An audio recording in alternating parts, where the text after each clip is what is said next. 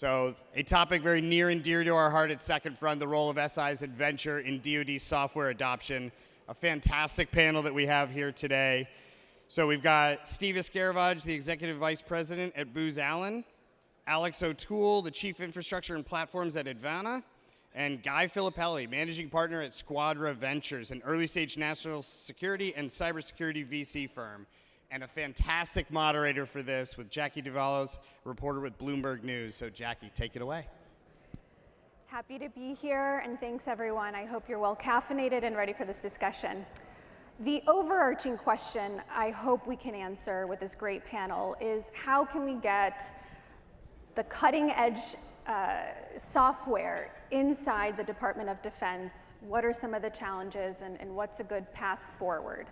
But before we get into that, I'd like to kind of cover where everyone on this panel sits in that broader ecosystem. And Alex, I'd love to start with you. Advana plays a key role in ensuring software adoption inside the Pentagon. Why don't you talk to us about when it makes sense to go through a partner like yourself? Yeah, so as we kind of started Advana, or as we pivoted Advana, we hit a place where we have to be able to accelerate adopting or integrating software into the ecosystem and then accelerating through the ATO process and through the adoption process. I think we heard a lot of frustration today and really through the last year. So like with Advana, it becomes very important for us to create pathways through acquisition pathways, which we'll talk about, and IL2 and below systems that we can integrate into these big existing systems earlier and faster. So my role really when I look at Advana is how do I start laying down the ground base and the foundation of those ATOs so we can lower that barrier of entry and bring in software quicker with our strategic integrators and others. Steve, why don't you jump in here? You guys work with a lot of startups. Why don't you talk to us a little bit about how you think about your own partnership with the startups that are looking to have their software adopted inside the DoD? Yeah, well, good afternoon, everybody. Thanks for sticking around for the afternoon session. Most of my portfolio at Booz Allen, we do serve as an integrator. And so we work with folks across the entire range from early new startups just coming onto the scene. In some cases, they've won their first program with the DoD, and we're assigned to be their integrator to integrate them into the broader ecosystem. We also work with all the OEMs. And actually, I was saying earlier today to the organizers, this is such an amazing event because you look around and really everyone's here. I mean, these are all the people that I'm working with to try to move the needle in different places. And so again, from the integrator side, you see this whole continuum from folks who have active workloads, active users, they're serving missions today, to folks who are just coming on board and trying to figure out how do you do business with the government, how do you get your capability into the hands of warfighters, and how do you, where do you even start?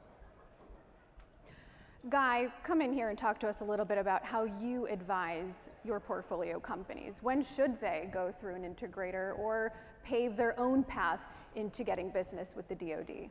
Sure, and thanks for having me. Let me just to give everybody the context. The private capital ecosystem is a really big, broad range of things. We're an early stage venture capital fund, meaning we invest from formation all the way up to sort of Series A. We could write everything from a $500,000 to a $5 million check. What does that really mean? It means we're dealing with companies that are very early in their journey. So literally the minnows in this big ecosystem. And it's always a big question, like, how do you get to your end state? Do you go direct to the customer? Do you want to work through the integrators? And I always say, in some ways, it's a path of least resistance thing. You have to figure out, but actually both are really important. You don't want to compete against the big fish too early, and you want to take advantage of the fact that they can be massively, massively useful partners for you, but you also have to appreciate as a startup, it's not that they're at odds with you, it's just they're not as important to them. You're not as important to them as you wish you would be. And therefore, you have to have direct interface at one point in time with the customers to create pull. In other words, I like to think of the relationships that the startups form with the integrators, the distribution partners, everything like that. They're sort of the roads, and they need to invest in building those roads, but they've got to have the customer at the other end of the road pulling them through. And so the best relationships between small companies and the large integrators are where you have to have trust to do that the right way, but where the small companies truly do both build those partnerships up and have real relationships with the government and customers. Have you ever had a company that was thinking about working with an integrator, and in the end, it just didn't make sense? If you could kind of give us an example of when you would actually advise a startup to kind of go the other route. Sure, actually. So, I think a lot of times that's because of a lack of resourcing that ends up happening once a startup believes that. I have to be careful in the way that I answer the question because I don't want to expose the actuals here, but we have a company that took that essentially came into a strong strategic partnership with another firm. There's clearly technical overlap. There's clearly there are programs that this particular large integrator has access to that would benefit this company, and we were completely of the opinion that over a 12-month period there would be major progression along those points. I will tell you, it's a mutual thing. In this case, the larger integrator, this was not a priority for them, and the smaller company did not figure out how to leverage what they did have, and it failed. And what ended up happening at that point was we came back and said, look, I don't know if this was chicken and egg or not, but we basically said to this company, you need to build direct relationships with the end customer. Once they did that, and the end customer, i.e. government program offices, were calling up the integrator saying, hey, we hear you're a channel to these guys, we want them, well, suddenly everything worked its way out. Alex, your platform only really runs if you have the best and brightest and cutting edge technology underpinning it. Why don't you talk to us a little bit about why it's important to have non-traditional players on your platform? Yeah, so I think it's been very important for us from the beginning. We have our platform and our philosophy is we don't actually build any of the capabilities. We've bought almost every single thing, and we've used the strategic integrators to integrate them. But bringing in or being able to buy and integrate the non-traditional partners or tools quickly allows us to expose those at a pace where we're exposing 25 tools in a year to DoD, where I think if we had gone back to building everything, it would have been in the 2 to 3 to 4 range and A2ing them. So it's been very important for us to bring those in, be able to adopt or bring in or create market share or create value by bringing in new technology quickly and serving it out to DoD and to our customers at DoD. I want to talk about the role of venture capital, including capital that's coming from traditional defense players like Booz. You guys have a venture arm, have made several investments in backing nimble startups. And Guy, this is also really your area of expertise. Could you kind of kick us off and give us a little bit of insight as to why venture capital is important in this space to begin with? Well, first of all, I believe fundamentally it's a question of leverage. And I believe that when venture capital is at its best in a particular industry, it is a funding source for the industry. The beauty of our nation is that we literally have trillions of dollars of private capital that's willing to commit itself to funding things at risk.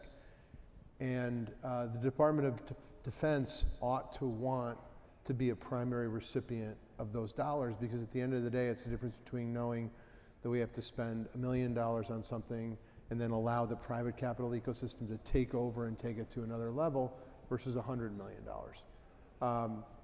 The challenge in that statement, though, is that, and this is listening especially to the previous panels, everybody can talk about what some of the challenges in getting DoD to maybe appreciate that. You know, the way I think about it, you have to take responsibility to create, nurture, grow your own ecosystems in a particular industry. And I ask myself this question sometimes: who within senior DoD leadership is going to bed at night worrying or thinking about or measuring themselves against how much private capital is making its way into my priority technology areas? Why is that metric important? Again, because if private capital comes in to do it, they don't have to. And they can spend their critical money. You know, a shorter hand form of that would be to say, if you start with the assumption that most of what the Department of Defense invests in truly is dual use, meaning there is use for it outside of DoD as much, if not more, than it is inside of DoD, which I think most of us in this room would agree is the case for almost everything outside of kinetic weapons, almost everything. Then to think that you would start with the assumption that DoD should fund it itself is crazy. Your end game, in many ways, is a return. But for you, Steve, I'm curious how much of Booze's motivations behind having a venture arm to begin with are to make a return versus to kind of stay in the game, because, you know, the primes get a lot of flack for perhaps not being the most innovative players out there. Yeah, so in 2022, we launched a $100 million venture fund for a few reasons. One is because we sign up for these large programs. In almost every one of the programs, it has some component of tech scouting. And the longer the program is, the higher the risk that we're taking on by suggesting that we're going to be able to deliver at the top of the field by bringing in partners in this space. And so we launched the venture fund because in many cases, the areas that we're moving into in AI and high digital engineering, edge computing, we just didn't see through the tech scouting the companies that we needed to solve specific problems, specifically under constraints of operational missions. That was one, is sort of, you know, really to buy down the technical debt risk in the portfolio, to be in the game of trying to bring non-traditional companies into the space where we signed up. I'll tell you this, one of the second reasons were we were working with a lot of companies about 5 years ago where they just started disappearing from the defense industrial base, is they would get acquired or they would have a board meeting and the result would be that they weren't going to do business anymore with the DoD or the IC, and we had planned to use them as part of our solution architecture. When we would reach out to the boards, when we would reach out to their investors, they'd say, if you're so committed to this, why don't you put your own money into it? Why don't you sort of provide the capital to build the capabilities to do the one-off engineering that needs to be done, and then we'll consider working in defense and intel. And so we did. Let's talk a little bit about some of the challenges, and I'm sure we've covered several, so we won't harp on them too quickly, but we do have a pretty unique set of perspectives here on why it is so difficult, not just to get software inside there, but quickly and at a bigger scale. Alex, I'd love your perspective on this. What do you think is the biggest barrier there? Yeah, so I think there's a couple. I think obviously getting clearances, making the down payment of investing in modern or hardening or meeting DoD standards to deploy your software. And I think it compounds when we look at DoD of being a combination of Air Force and Army, Marine Corps, Navy. There are different standards or different hardening standards you have to meet for every network, which makes it even harder. I think the department's starting to take an approach of reciprocity first, and we're starting to see the policy come out. I think it's going to take a long time for that culture to change, but as we look at all of these different, it makes it very hard for companies, especially startups, to make that investment and integrate in or deploy into DoD. I think that's where we come in with a forward-leaning AO, a forward-leaning platform of being able to slowly or change that of deploy out in IL2 and to let industry deploy in, and then we accredit it out and allow it for the department, similar to some of the software factories we've seen. What's your take on this, Guy?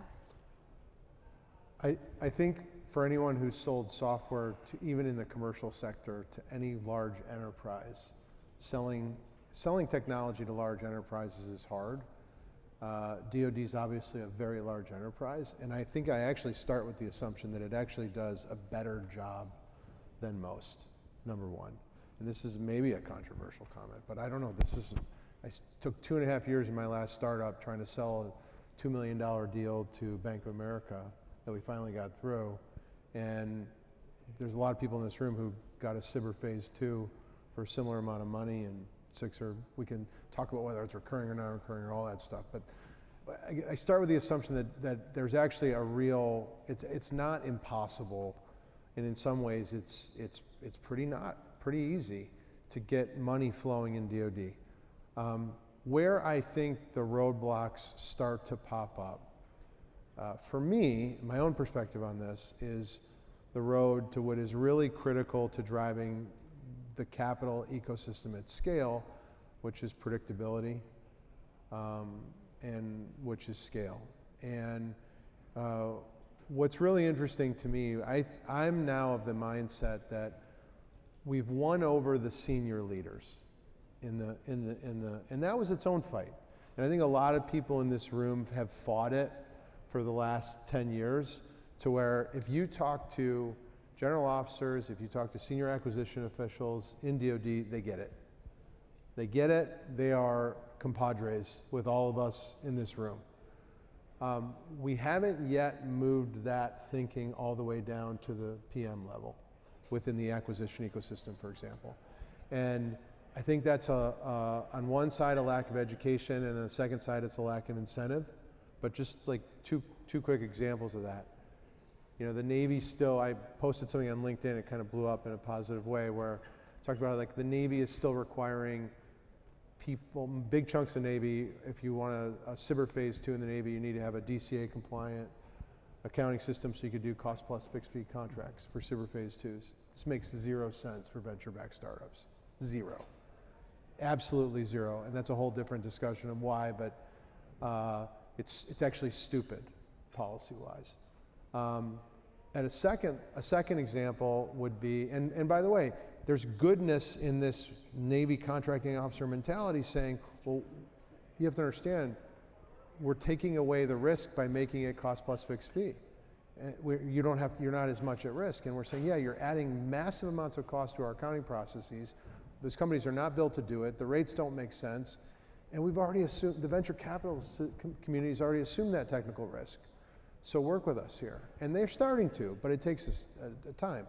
A second scenario would be, for example, a government PM who at the end of the day has the responsibility to determine whether or not he or she is going to purchase something, and they go through this mental cost calculus and they say, oh, there's something government on the shelf that's free.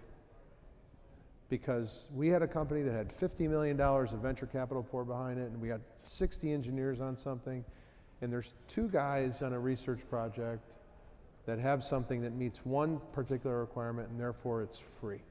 And we like to say, free like a puppy, you know? Believe me, the cost is coming. And so, you know, those are the kind of things that to me are the next set of roadblocks. And what's, by the way, the positive person in me says, look, we've already proven that we can do some pretty amazing things in this ecosystem, so we'll figure this out. I'm not a cynic about it. I think some people have become cynics about it. That's the next frontier for me, is getting it down into the mindset of the PMs.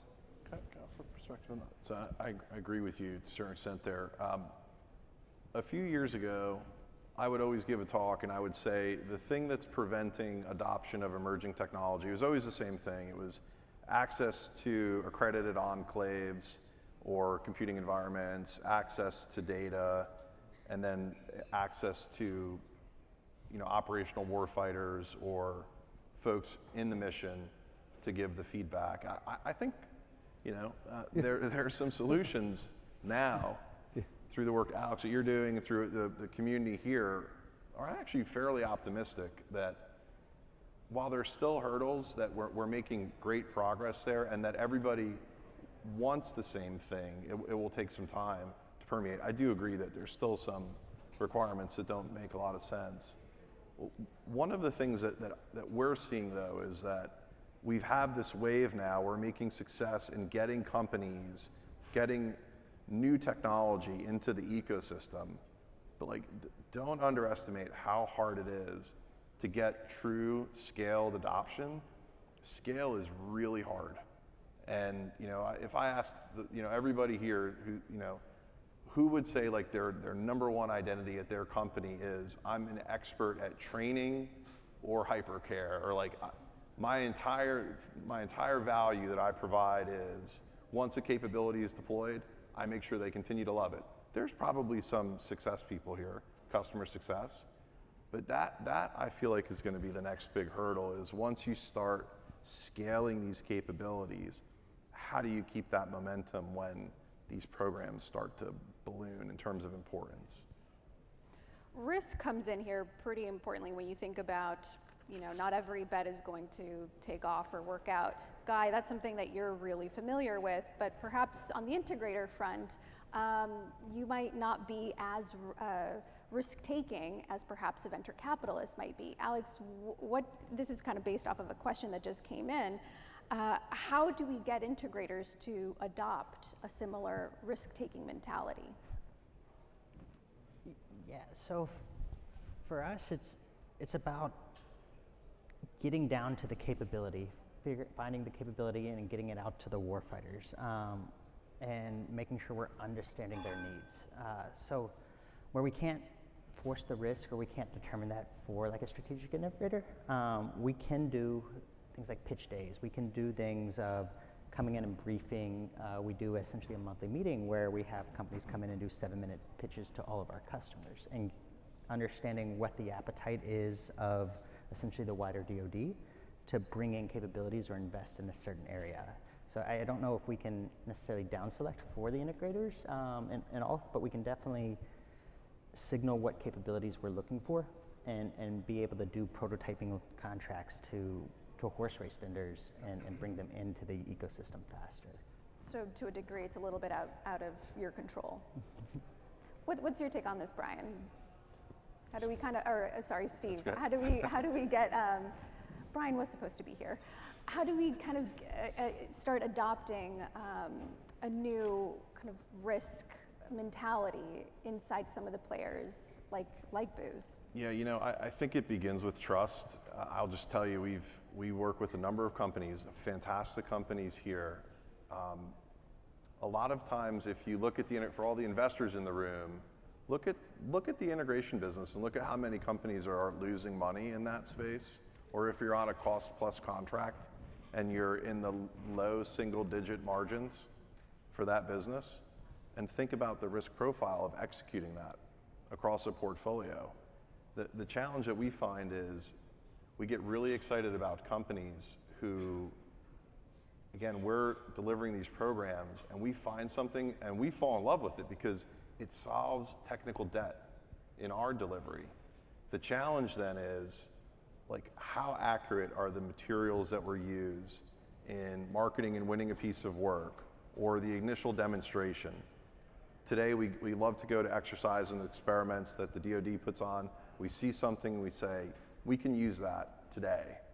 And then we start to look behind the curtain and say, what was the rigor? We know that you're a great company, you've got strong engineering, but how robust is your integration frameworks? How robust is sort of the capability you're bringing to bear? And I'll tell you, for every one or two companies that just absolutely blows your mind where it is legit, what you see is what you get, and actually the more you learn about, the more excited you get. More often than not, the second or third conversation we have is, hey, look, we're still working through some of the technical debt. We have all of our engineering teams working on these, and we'll meet your milestones. As an integrator, that it's my responsibility to make those trade-off decisions, and this is where we need to work together and kind of build that trust over time. Can I make a comment on risk? I always get a kick out of this kind of questioner mindset. I don't think first of all, I actually don't think that the best investors, at least the ones I admire, actually, number one, I wouldn't call them all risk loving. And I would even say more boldly that they don't start with risk. They start with upside. And I think this has to go for anybody in any kind of partnership. You know, it's about being excited about the upside. So even as you apply that to like the integrators, and you put like, you say, how do you make Booz Allen more risk loving? Well, I'm starting more with how do I make, when I have a company walk in and pitch Booz Allen, that they're pitching this phenomenal upside for them as a partner. And if Booz Allen gets a pitch from an entrepreneur that says, hey, look, you put $5 million into our next round of funding, and you essentially become a strategic partner of ours, and that will eventually, not only will the investment, 5x, or more, but this will potentially add $50 million across the rest of your business. Suddenly, this is an exciting conversation. We haven't even started thinking about what the risks are. So, and the first objective is to get really excited. Same thing with us. You pitch us, entrepreneur pitches us. I'm not trying to de-risk this thing on day one, and I'm not even thinking about how risky it is on day one. I'm thinking about, is there real fundamental upside where an injection and the one thing that is getting in the way of this thing going from where it is now to the sky is several $1 million. That, if I can understand that the one thing in the way of that progression is simply money and a little bit of help, that's VC backable. You know who thinks about risk? Banks. They start with risk. We start with upside. Well, to follow up on that and weaving in one of the audience questions here, what is the general appetite by U.S. defense investors to deploy capital into startups domiciled in Australia, the UK, and perhaps some other countries in NATO? Sure. I think it's actually, the sentiment is quite high. The tax, well, first of all, it starts, you have to ask yourself a fundamental question.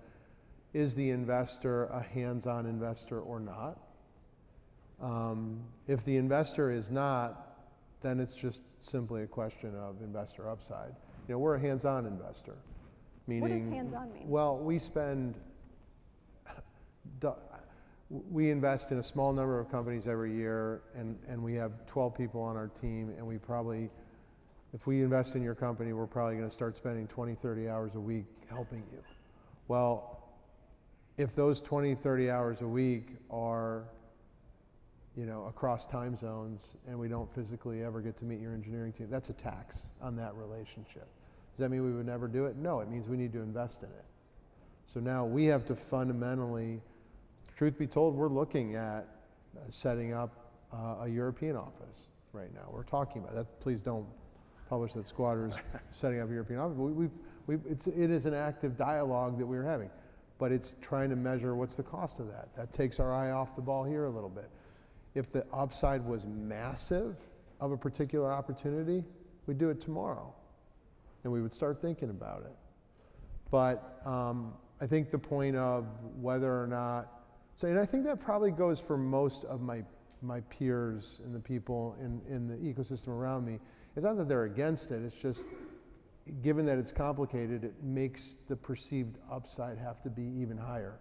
Because suddenly you're looking at, would you rather you modeled a potential X, 5X upside for a deal you're looking at the US, and then that you can fly to in 2 hours and spend all kind of time with the team and get to know them deeply. And then there's a similar company that's in Australia, and it's the same return profile. Which one are you picking? Well, probably the US one. But if the Australia opportunity is so massive and you know that it's ready to bring here, and it's, to Steve's point, it is literally production ready at scale, and this is technology that's been deployed across the Australian government and the Australian military, and all we got to do is lift and shift it into the big US market, that deal's happening tomorrow.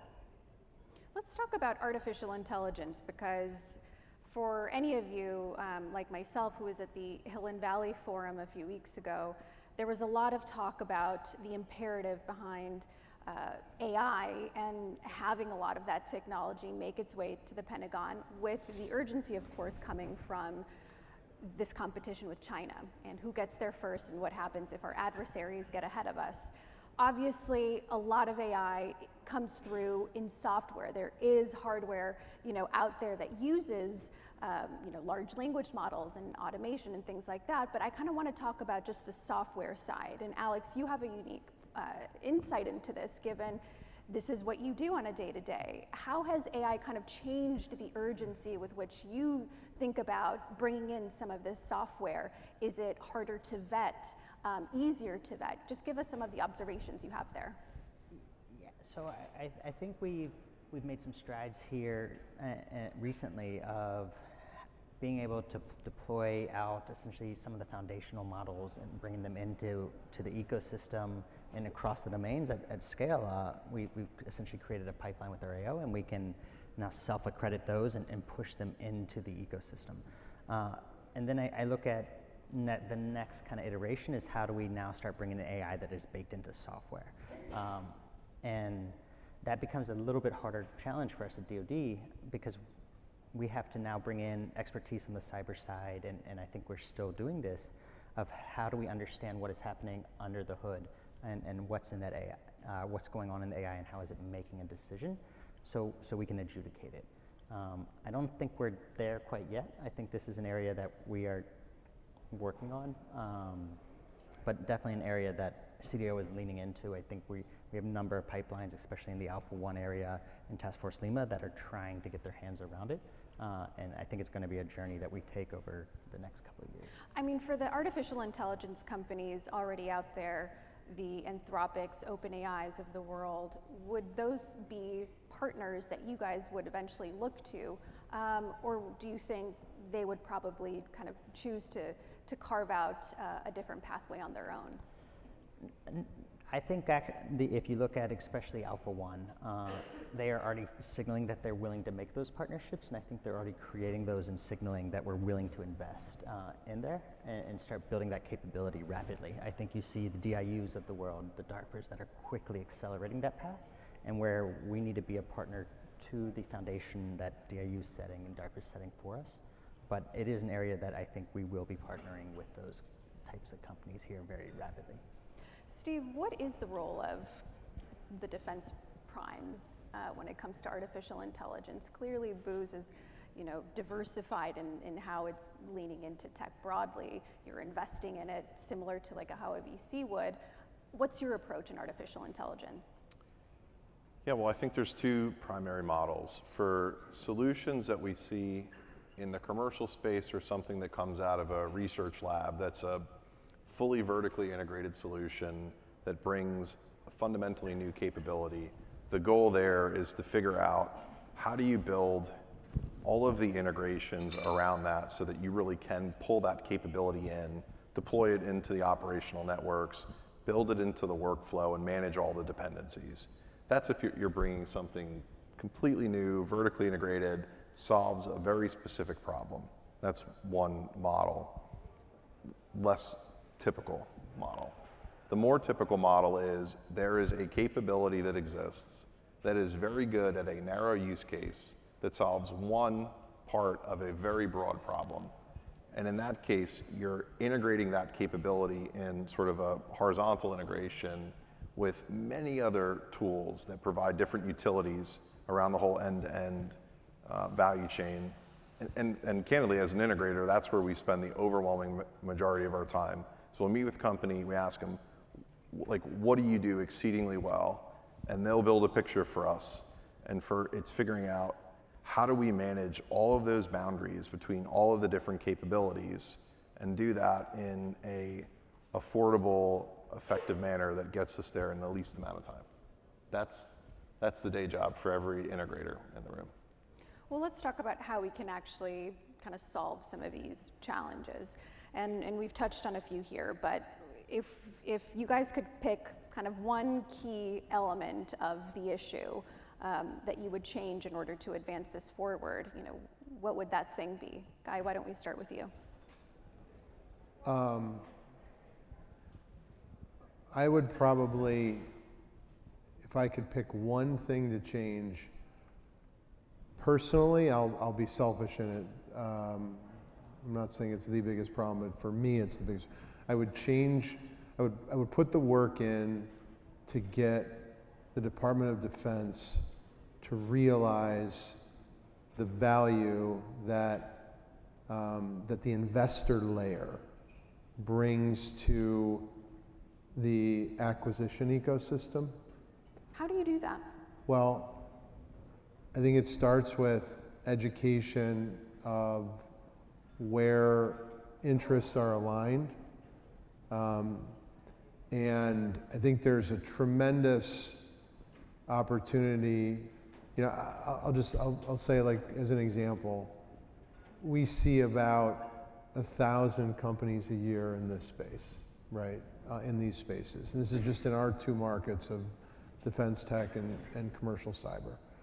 We're sitting on, we probably spend 20,000 hours a year diligencing companies, taking notes. We have this massive database of knowledge. If the government was thinking about investing in a particular company, i.e. buying their product, and they said they could call us any day and they could say, hey, look, we're thinking about spending $2 million on this stuff. What do you think of this company, and what else have we not seen? We're the most incredible source of knowledge that I guarantee you none of myself or any of my peers ever get tapped for that. That's an opportunity. The flip side of that is our ability to call upon the government and figure out the flip side of that information flow to say, oh, we're thinking about investing in a company. Can we get some operational feedback from you on what you think of it and how it aligns? Can we go a little more active? Now, this happens in a weird way. It's kind of why In-Q-Tel, I would argue, is so successful. Because what In-Q-Tel does is it leverages, you know, sort of the now, when it gets thoughtful about investing in something, brings a bunch of experts in, and you talk about it, right? This is not a portal. This is not a data flow piece. This is people talking about stuff.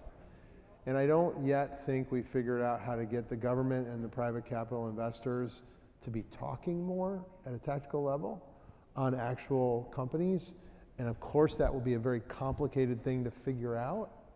But if I could wish one thing, I think it would fundamentally change the way that investments got made. I think it would fundamentally change the way buying decisions got made.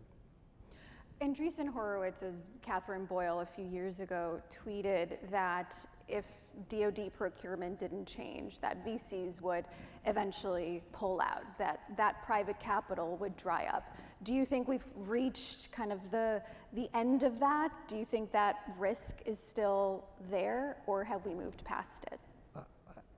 I don't think we've reached the end of that. I mean, I always try to remind myself, and like you even remind our entrepreneurs of this all the time. The world is a frustrating place that often feels very bureaucratic, mediocre, et cetera. And I always try to remind myself that is why innovation exists. That, like, the fact that it's hard is why we can be massively successful, truly. So frankly, I feel like for me, actually, if DoD was horrible at everything it ever did, it would be an opportunity. I would see that as an opportunity for me, personally, if I was just being selfish and not a patriotic citizen of our nation, because I'd still figure out a way to be successful within that. Spoken right? like a true venture capitalist. Well, that's my mindset, though, right? The patriot in me says we need the system to be better. We need everybody else to play in it, right?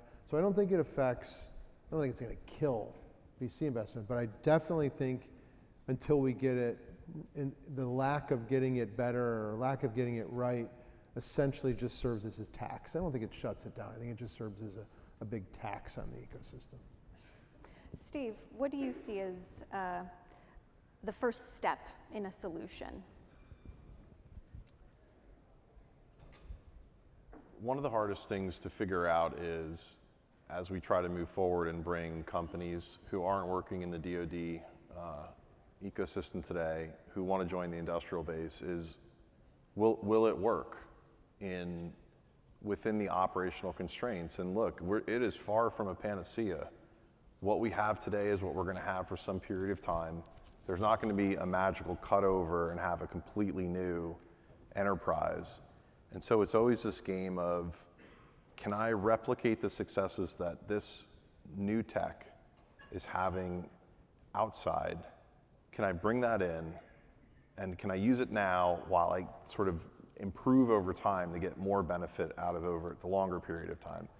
I think the best way to figure that out today is through the exercises, events, experiments that are going on. And so to the extent that we can expand those so that people can really test their mettle in representative operational environments, I think that would be one thing that would take the whole industrial base and ecosystem further, but that takes money. And so we need support from the Congress and everybody else to make sure that as we scale up those programs, people understand what we're trying to accomplish. We've seen some progress with initiatives like Replicator, for example, the new leadership at the Defense Innovation Unit. There seems to be broad consensus across party lines that this time is different. AI has changed the game and we can't afford to be slow. How vulnerable do you think that is to a change in administration? If there were a changing of the guard at the presidential level, there's an election coming up this year. How much do you think that imperative and that urgency and the steps that we see taken today would they waver? It's interesting. For the first, 2 decades of my career, you always saw 2-term administrations who would come in, they'd set a policy, they'd have an opportunity to implement that over time, and then it could see its course. When there's a lot of change, sometimes it's really difficult. But I think for the most part, I know there's a number of government leaders here today, there's always some continuity. And I think it's up to those leaders, when there is change going on, and it depends on how much change is going on, it's to those leaders who serve as the continuity as programs are created and organizations are brought together, as elected officials change. We just got to stay the course, because I think everybody in this room is well aware that these timelines, these are dates that if you incorrectly click an arrow on your calendar, it's going to be on your screen. You all probably have recurring meetings that go out that far anyway. It's like not that far out in the future. And so, I would just ask for all the folks, all the civilians, all the industry leaders, just got to stay the course, keep making progress. Guy, does a change in the administration factor into your calculus at all? I think if you look back in the last decade, there were extremely innovative things that have happened under every kind of president here. I mean, I would argue the rise of Anduril was very tied to the border wall projects that was driven by the Trump administration. I mean, Replicator's a big Biden type initiative. And I think you could go back and see all those things even on that. So I think they're going to find things to be excited about. Both of these kind of teams want to win, and they're both, frankly, very pro-defense in their own ways. I mean, wow, I never thought we would go political, but if we want to go there, I'll say one thing. Like, the only candidate who I think, what would be scary from the defense industry perspective would be Bobby Kennedy. Not, if you listen to what he's talked, well, he's gone on record multiple times talking about grave concerns about the defense industrial base. And so that would be, in my mind, that seems like that would be a shock to the system. But beyond that, I think you've got, on the defense side, pretty aligned. Now, there's definitely would be a difference in the way those capabilities were potentially used, but I don't think there's any difference from my perspective in the willingness of the current Democratic Party leadership and the current Republican party leadership wanting to have a massively strong, capable world power, world leader in Defense Department. I think that's all we have time for today. Thank you all.